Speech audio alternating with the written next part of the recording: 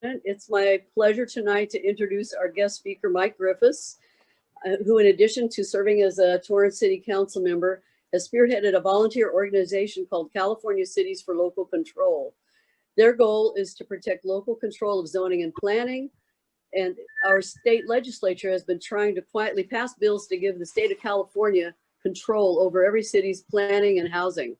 By doing this, they hope to increase development and density with no way for cities to prevent it, which is pretty scary. So Mike and his group are working hard on this critical issue, and several members of our board are on that board, his organization as well. So Councilman Mike Griffiths, please talk to us tonight. Thank you, Judy. Thank you, Julian. Thank you, Pam. I hope everybody can hear me okay. Oh, yes. Good. It's a pleasure to be here with the Riviera Homeowners Association board, and thank you all for taking the time out to listen to me and all the other good stuff that the association puts together for you. You guys do a great job all the time. Thank you. It's nice to see everybody in little windows, but I sure wish I could see you back in person. Hope everyone is doing okay in our challenging times.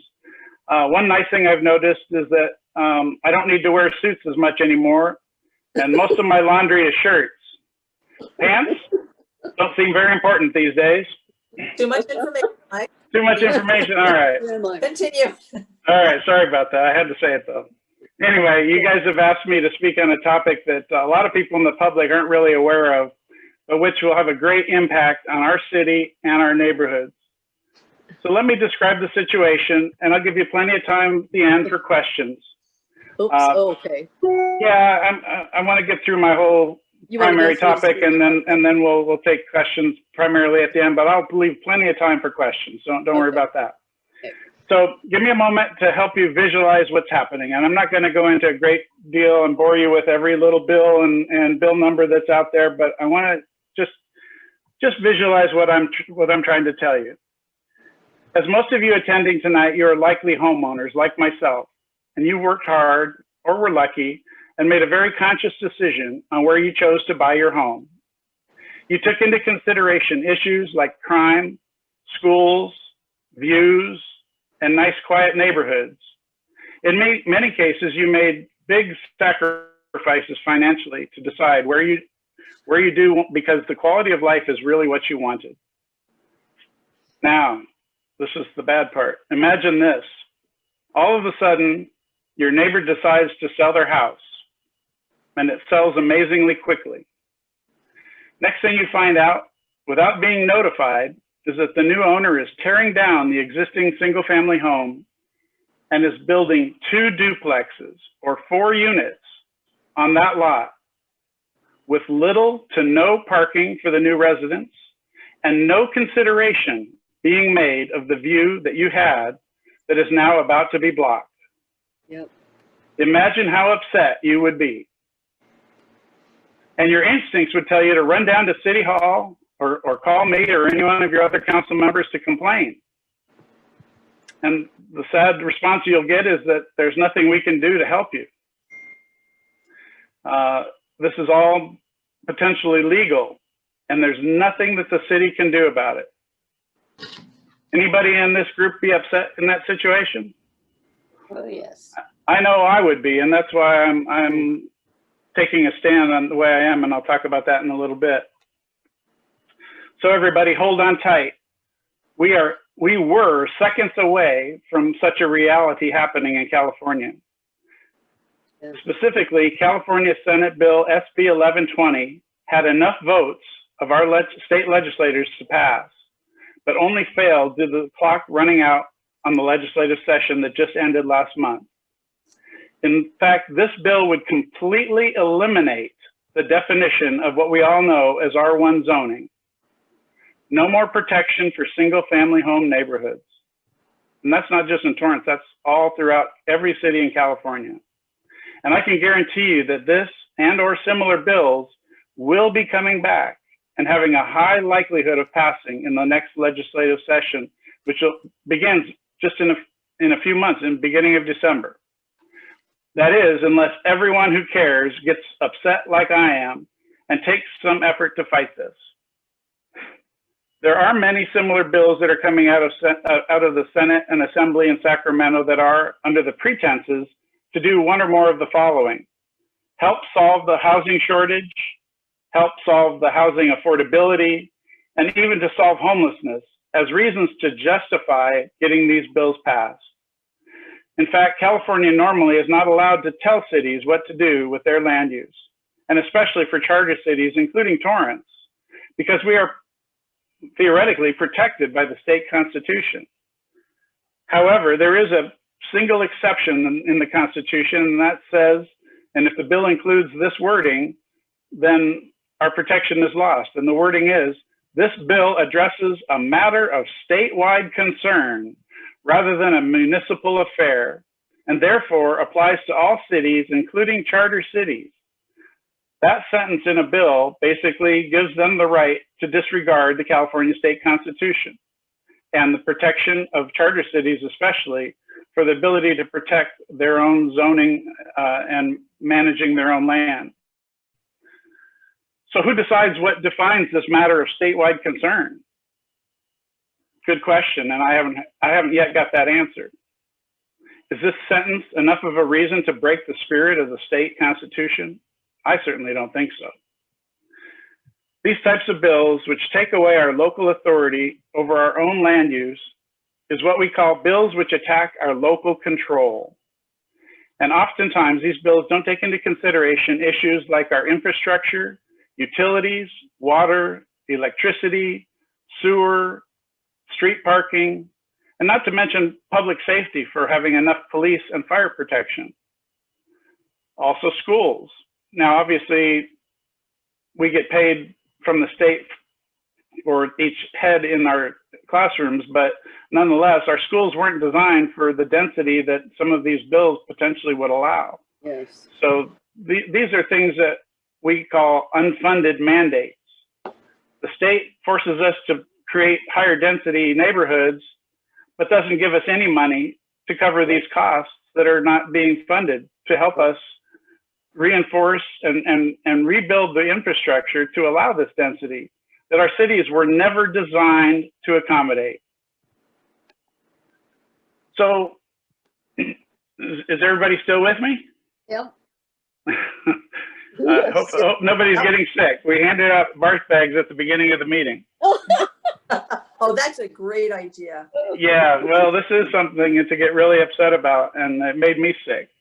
So what really made me notice what was starting to happen, me personally, I'm talking about now, to happen, and it's happening pretty silently, is that in January of this year, we, the city council, we were forced to modify our housing ordinance to allow for a new ADU law to be, and allowing ADUs to be built in our city. And that was as a result of Assembly Bill 68. Can you explain what ADU is, please, Mike? I will.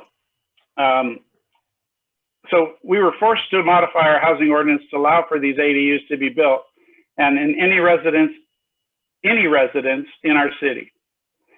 An ADU is what is called an accessory dwelling unit.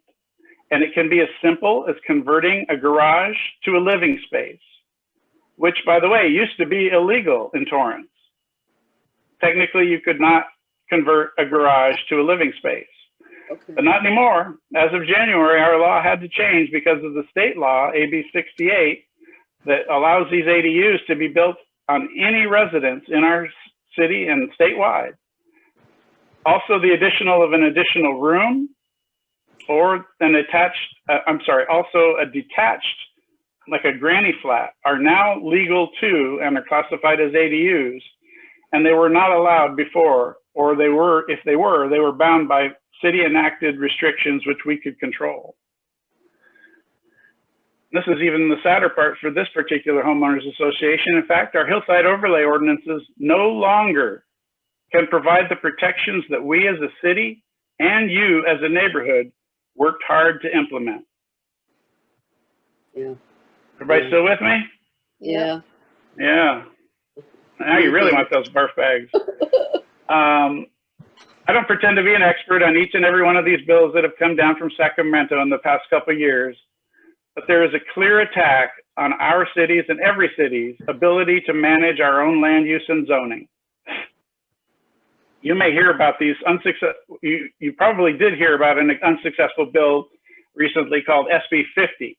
It did get a lot of attention last year, which, similar to SB 1120, would have eliminated what we know as R1 zoning and allowed, under many circumstances, the building of multiple units on what were formerly R1 zone properties without the ability of the city to manage it or restrict it or deny it.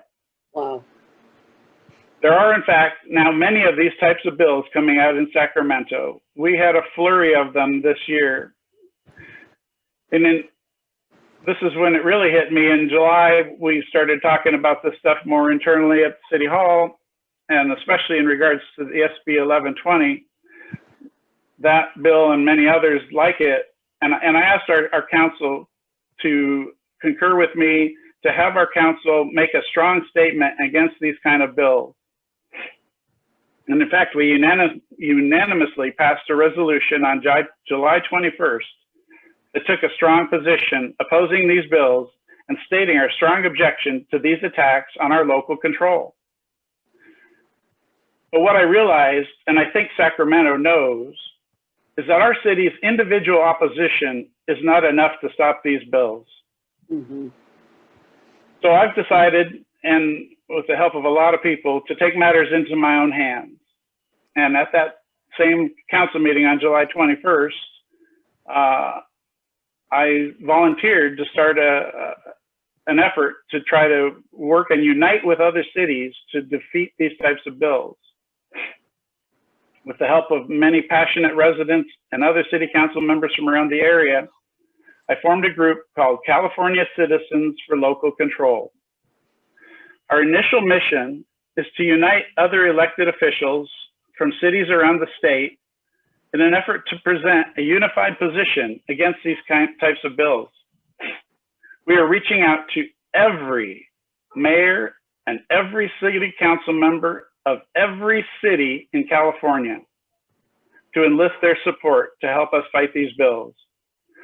I hope you understand what a monstrous job that is. 2,500 elected officials in the state of California representing our cities.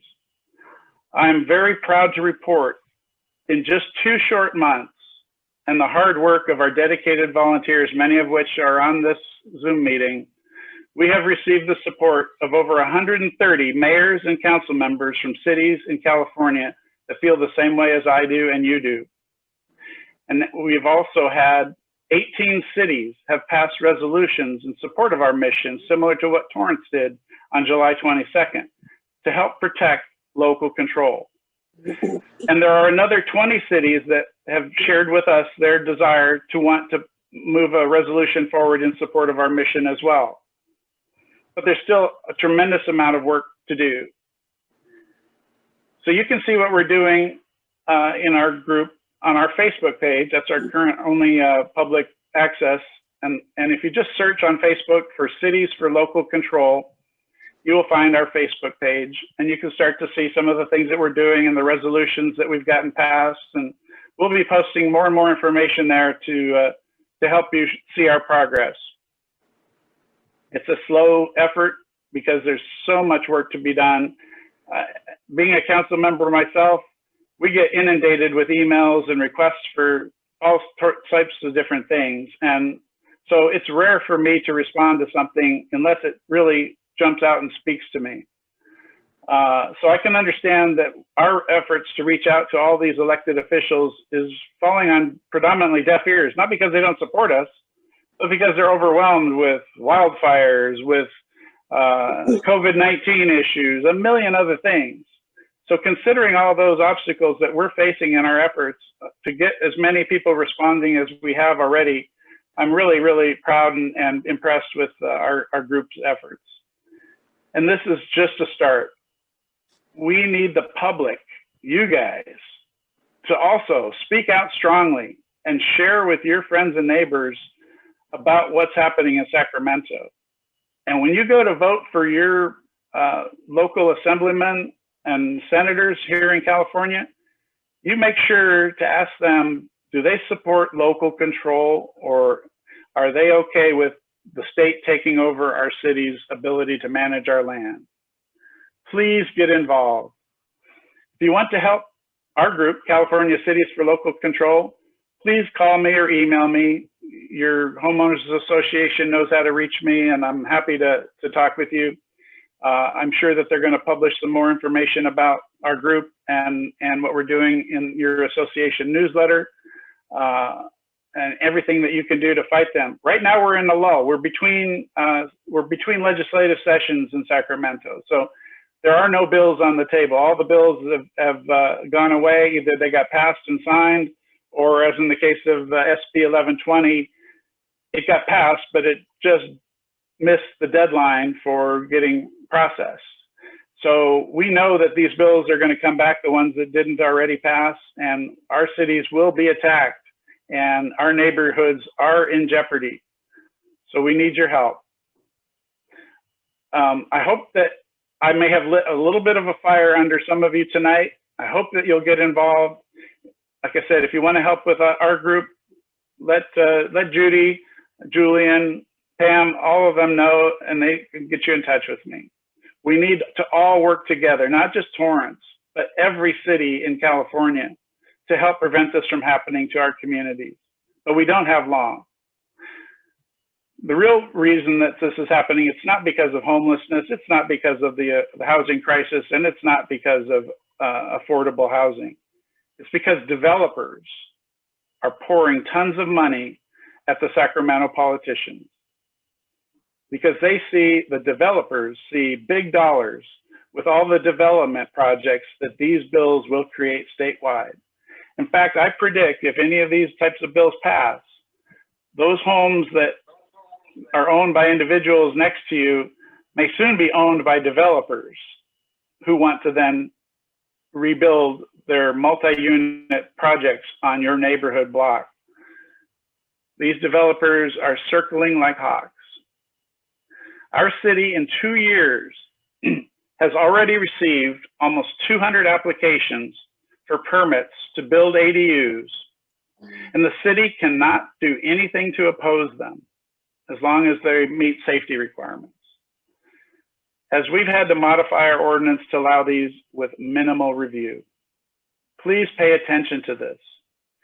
To me, and I think to most people who understand what's happening, this is probably one of the biggest threats to our communities as we know them.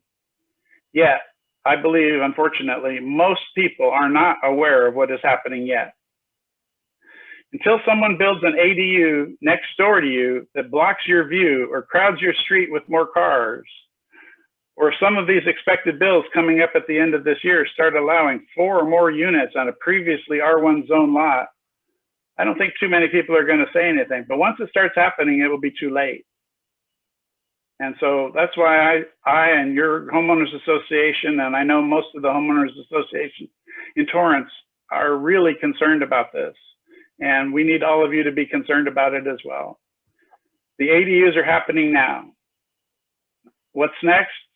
Still undetermined, but I guarantee you, based on what we saw this year in Sacramento, there will be laws coming down to affect your neighborhood in a negative way.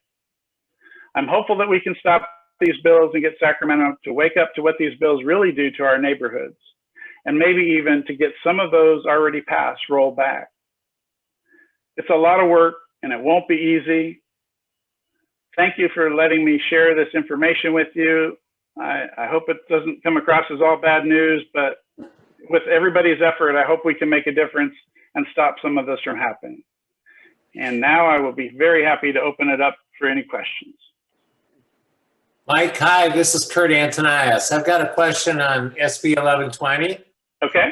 If that had passed, are you saying that we live on Via Pascual? Are you saying that someone could tear down a house they purchase and build a duplex and have a 2-story duplex and completely wipe out my view? Are they not covered by the view overlay restrictions? Nope. Nope. you will be completely out of luck. And that's exactly what can happen. And that's why you guys should be terrified. Yeah, we already are the victim of a ADU being built across the street. And Yep. we bought it, and the planning commission came out and said, well, it doesn't mess your view up too much. And they made them lower their roof 6 inches, and that was it. Yep, there's really not much we can do. And I know that it's upsetting to you. And I know this is going to happen over and over and over again, that people like you, when this happens to them and they're not informed, will run right to us and say, how did you allow this to happen? How does the planning commission approve this? It doesn't even need planning commission approval. Yeah. Can I just butt in and say, it's not 2 houses that will be able to be built on your property. It will be at least 4 houses that will be able to be built on your property. They are calling this, they came up with a lovely euphemism for it, and they called it the duplex law. Well, a duplex sounds like such a nice thing to have on your property, but when you allow duplexes, each unit is allowed to have an ADU, plus there are junior ADUs. The reality is, I think you could end up with somewhere between 4 and 8 units on what is now the same size space as your private home. And it doesn't matter how large the property is. It doesn't have to be more than 5,000 or more than 8,000 square feet. The parcel size doesn't matter. You're going to have a lot of different properties all of a sudden erected next to you, across the street, next to you on the other side, and behind you.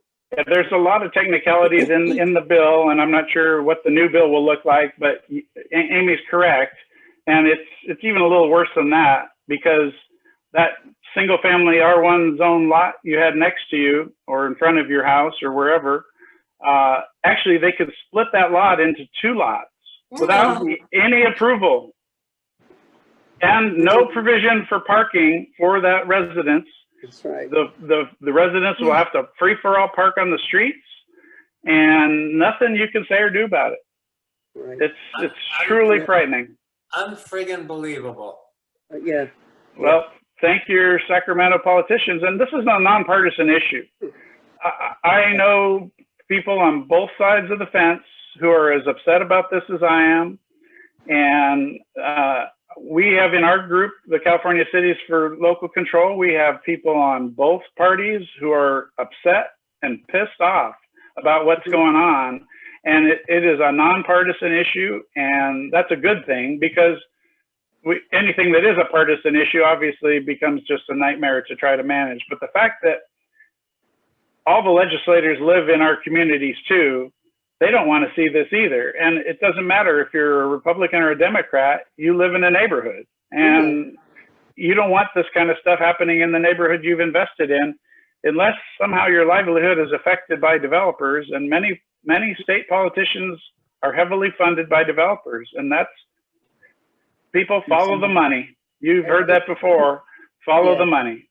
Mike, we have a question in the chat window regarding eminent domain, if you'd like to take a look at that question. Let me take a peek at that, and I'll read that out here so everybody can hear it. I can I'll read it. ask that question. Okay, go ahead. Yeah, it just, normally we give governments the right of eminent domain to seize private property, but our rules are such that the property owners have to be fairly compensated.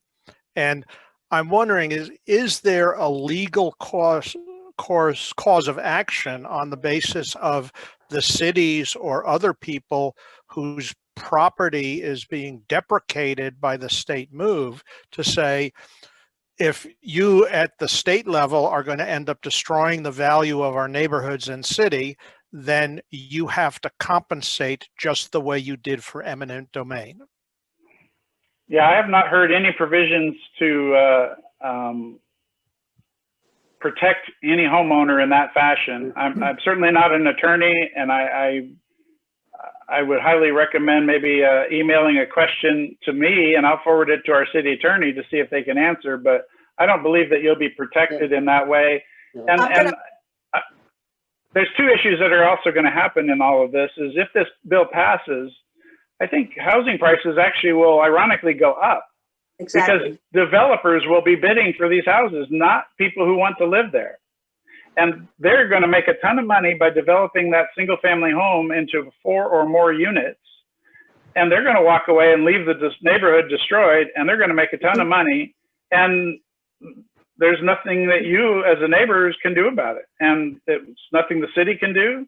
And so ironically, yet the state says we're trying to, fix the affordable housing problem. So that's a big, big problem that I'm really concerned about. And the other thing is they want to allow, by doing this, supposedly that will allow a lower cost to entry to live in a really nice neighborhood.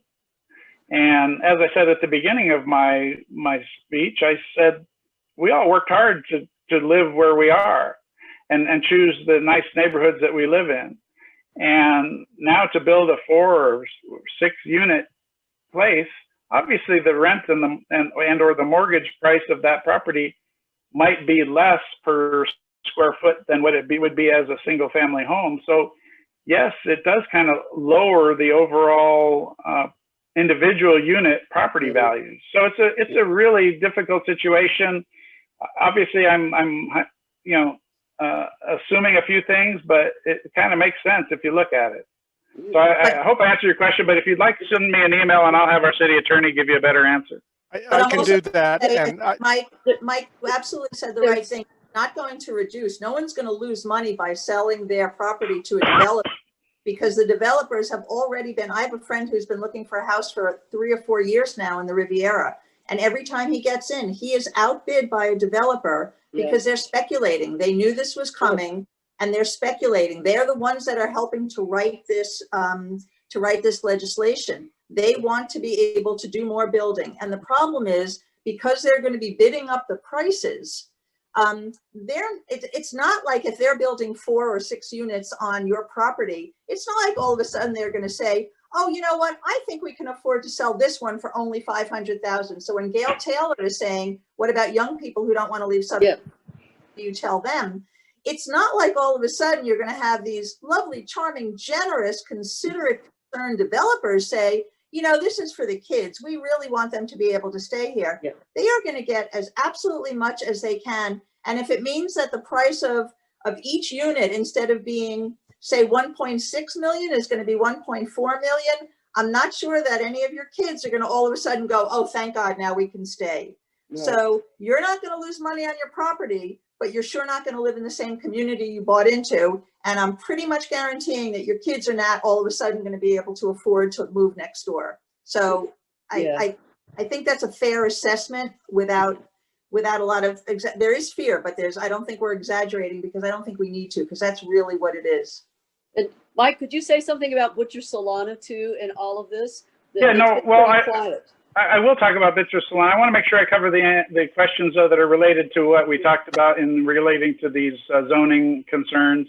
And then I will pivot over to Butcher Solana in just a moment after the rest of the questions are answered on that.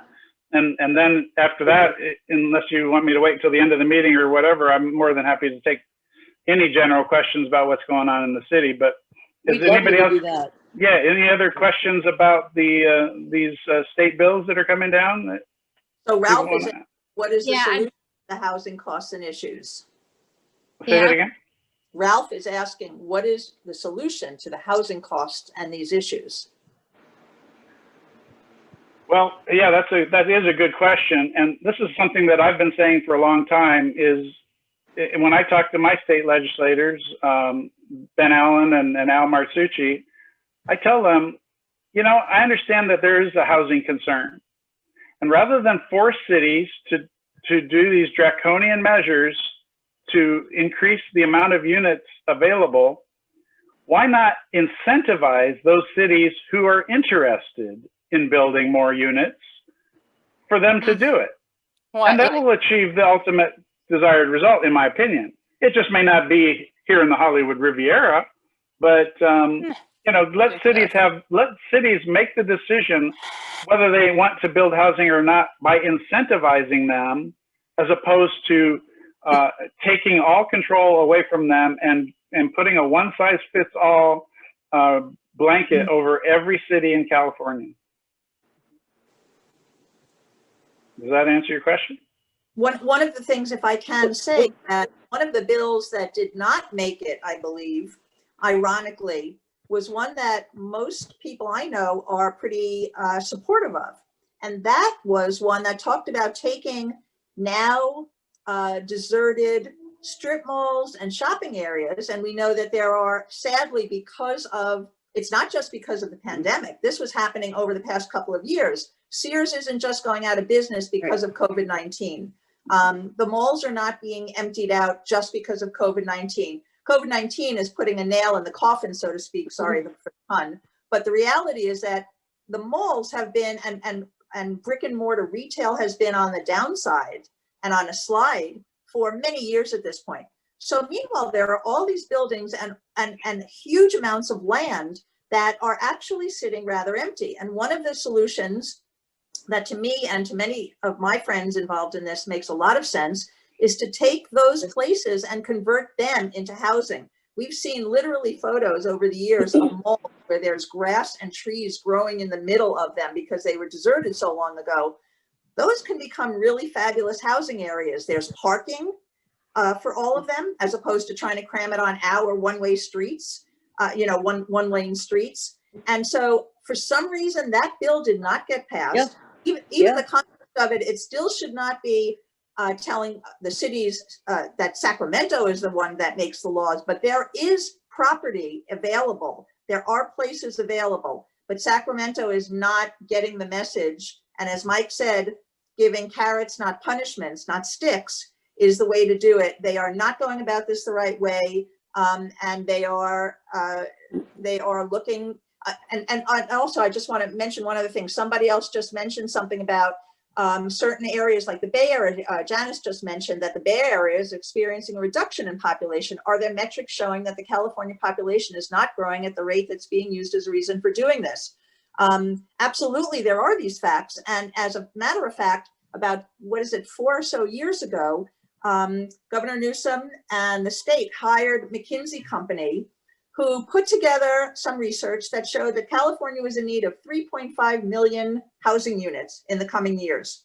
Well, we now are looking at articles that show that there's something called RHNA numbers, and it's regional housing numbers that are assigned to every section of California. And those are the numbers. I think ours are going to be something like 5,000 Torrance alone as a city is required to do in the next coming years. Well, there's now this expose that those numbers were absolutely double counted. The idea is that that 3.5 million figure is completely off base. And there are those people who say at the most, it's something like 1.2 million. So yes, Janice, you're absolutely right. Those facts and figures are being debunked constantly. And in fact, even Governor Newsom is backing off of belief of that 3.5 number. And so that's part of the whole thing that we're using in trying to fight. But there's unfortunately somebody named Senator Scott Wiener, who happens to be a representative of the city of San Francisco. He is a bulldog with this. He believes he is doing the right thing for the state. The problem, as far as I see it, is maybe, just maybe, if he had cured the problem of housing in his own city of San Francisco, I would be willing to listen to him and say, you know what, you did such a great job of fixing housing, and everyone who needs a place in San Francisco has a place, and everyone can afford to live there that grew up there. I would maybe be a little bit willing to let Senator Scott Wiener make decisions that affect areas that have nothing to do with San Francisco or are very much like San Francisco, whether it is the Inland Empire or the beach cities or whatever. San Francisco has not fixed their problem. And listening to Senator Scott Wiener being able to run roughshod over the rest of us is not a very appealing idea. So you may want to funnel some money to Jackie Fielder, who's running against him. Just saying, not getting political. But anyway, Senator Scott Wiener is very, very, very powerful in the Senate right now. And he is literally the one who is calling all the shots on these bills. And he has Governor Newsom's ears. Amy, can we let Mike say? I mean, we're all concerned about this now. We all know that it's a big problem. What is the solution, Mike? What can we do besides pay attention to this and contact? Yeah, thanks, Judy. As I mentioned, and thank you, Amy. You explained a lot of good stuff there. As far as what we can do, as I already said that earlier, is you need to be aware of what's going on. You need to watch what's going on. You need to listen to your homeowners association, who will be sharing this information with you as it's happening. Excuse me. And you need to take action and reach out to your local elected officials in Sacramento, in our case, Almar Sushi and Ben Allen. So that's what you can do right now. If anybody has got a lot of free time on their hands and has no problem calling elected officials, I'd love to have some additional help with my organization that we're trying to reach out to Yeah, we need some 2,500 help. elected officials. So that's Yeah, something you can do to help. Yeah, we need some But I help. want to touch on something that Amy mentioned, and that's the RENA numbers that every city is allocated. Basically, it's a housing unit target that every city is given by these groups throughout the state called these Association of Governments. In our case, it's SCAG, Southern California Association of Governments. And they go through these formulas and this is what Amy was talking about, is these formulas we think are very flawed in how they calculate the housing need and ability to create new housing city by city. So our previous RENA allocation was for the last 6 years, I think over 6 years, our allocation was around just over 1,000 units that we were supposed to build in order to meet our RENA allocation. We did not hit our number, and we never have.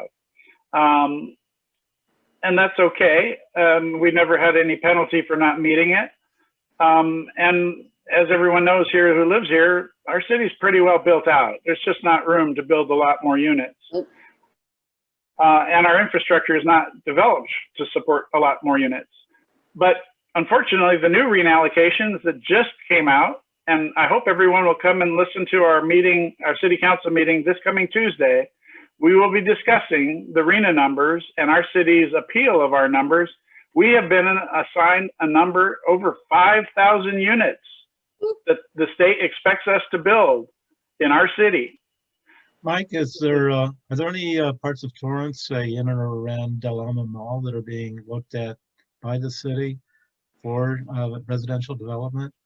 Well, the city is not the one who does any development. The city will listen to proposals from developers, and based on the zoning and so forth, we will, work with somebody or tell them to go take a hike. If the zoning allows it, then yeah, we will look at it. But some of these bills that are coming from Sacramento will force us to change our zoning to allow these uses that we as a city previously did not allow. And so, yes, the whole 16 acres at the south end of the mall, which is what Sears owns or owned, is now up for grabs. It's not owned by the Simon Companies who owns the mall. It's private ownership. And it's my understanding that they're out to bid for the highest bidder for someone to take over that property. Don't know who's going to get it, whether Simon is going to actually try to pursue it, or residential or some other type of developer will want to try to get it. But yeah, I've certainly heard the talk that people are interested in potentially building high density housing at the south end of the mall where Sears is. So that's a possibility. Great. But it's not gonna even if we built 500 units there, it doesn't get us even 10% of what our RENA number is. So where do we put the other 90% of our RENA units? And so what Amy was talking about is these RENA allocations we think are seriously flawed, and they don't even take into consideration the whole new effect of what COVID-19 has done to the whole world, and that is no longer is it required that you commute to work. So part of these RENA allocations were put on us and high numbers like they are for Torrance because we have a large job base. And because we have a large job base, they want people not to commute. So they wanted us to build more housing so people could live locally to where they work. That was the whole kind of concept of why they assigned high numbers to people that have lots of jobs in their areas. Well, COVID-19 throws that whole equation out, and it has not even been taken into consideration in these numbers. So we're appealing our RENA number. You'll hear the discussion on it in Tuesday's council meeting if you're interested, and we would love to hear your input. It's important because we are going to appeal our number, but unfortunately, like a lot of these bills coming out of Sacramento, we are concerned that our objection and our appeal of these numbers are going to fall on deaf ears. Wow. Okay. The last call for questions Yeah. for Mike on this Okay. subject. Yep, I know we got a lot of other things you guys got to talk about. So let me real quickly touch on the Butcher Solana project. I spoke yesterday with Danny Santana, our community development director, and he confirmed what was said earlier in the meeting, that the project is on hold by the developer. And that means that all the 700 plus issues that were raised on the draft DIR are not being addressed. And it will be a big process for them to restart the project. They will have to come back to council for an extension of the contract to continue the draft DIR work, and then an EIR. So it'll be a monumental task still for them to move forward. Not to say that they won't, but I think you guys did a fabulous job of making your voices heard, and I can congratulate you for that. And so I think that the developer finally realized that, you know, there's nobody in support of this project, and unless they get a state bill that gives them the right to do it, that we can't stop it. Yeah. I think they realize that they're spending money on a wasted effort. So let's hope that they're going to stop, but let's also hope that a bill doesn't come along allowing them to proceed without the city being able to stop it. That is a concern. Yeah. Okay. That's good news. Okay. Yeah, that's I think good. in general it's good news. I do Okay. have a question. I do have a comment. Okay. Hi- One hi, more Ruth. question. Can Okay. anybody hear me? Yeah. Yes. Oh, okay. Hi, Mike. Hi, Ruth. Great presentation. I just Thank you. wanted to dovetail and say from my experience in my little experience in the political world, letters to your representatives are hugely important. If there's nothing else you can do, and I'm sure you're overloaded with information, but write letters and get all your friends, and somehow the homeowner association could get that word out. All homeowners associations all over the state could get that Yep. word out. Just bombard them, because they will read them and they want to be reelected. Yes. That's right. Absolutely true. Good advice, Ruth. Forget everything else. Just get a letter written. Or a phone. Yep. Okay, thank you. We'll have information posted Right. about the phone numbers and add email addresses for Assemblymember Marsucci and for our Senator Ben Allen. They do need to hear from you. They want to hear from you. They miss you. Please reach out to them. Right. Yeah, and we'll get the information about the California Citizens for Local Control. If people would like to volunteer with Mike's group and keep that effort going, we'll have some names and some information to show the elected officials beyond individual letters, which is good. But, you know, it's nice if you have an entire city voting for a resolution. So Yeah, and One more quick thing. Don't forget Ted Lieu. Yes. He doesn't represent us directly, but he's in Congress, and Yes. he communicates with those other guys all the time. okay. I just, for everyone's information, I posted the Facebook page for the California Cities for Local Control in the chat, so anybody can grab that link if you're interested in taking a look at what we're doing. Okay. And I want to thank everybody for listening to my presentation, and I hope you don't walk away totally feeling horrible, but I hope you're fired up about this to help stop this from happening. Will you come back, Mike, at the end of the meeting? and Yeah, take I'll stay on the meeting, and I'd be happy to take Okay. any other general questions that you guys have, or I'll chime in if there's something that I can do to answer any issues around anything going on around the city. Perfect. Will your presentation be available for others to view?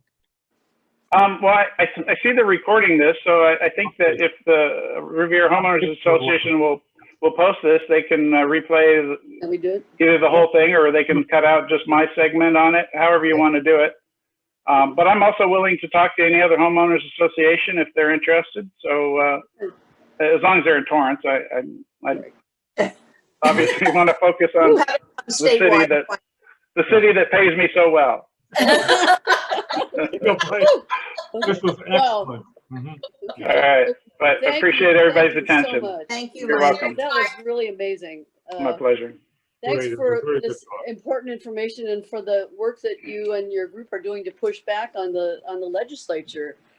And Mike will be back at the end of the meeting for an open question and answer. So not just on this topic, but he says any topic. So if you want to know what to serve for dinner tomorrow, ask Mike, but ask him at the end of the meeting. Very good. So, and Julian, actually, I think at this point has a very short, a 30